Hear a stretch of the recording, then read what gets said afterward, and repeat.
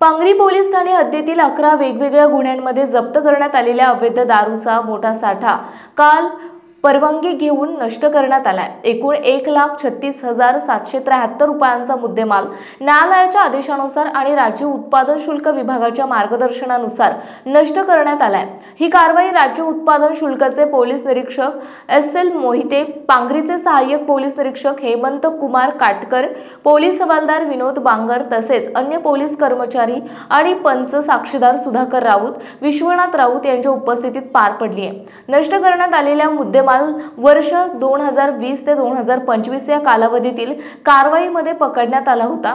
सर्व दारूच्या बाटल्या पांगरी पोलीस स्टेशनच्या आवारात जेसीबीच्या सहाय्याने खड्डा घेऊन त्या ठिकाणी फोडून भुगा करण्यात आलाय आणि योग्य पद्धतीने जमिनीत गाडून टाकण्यात आलाय।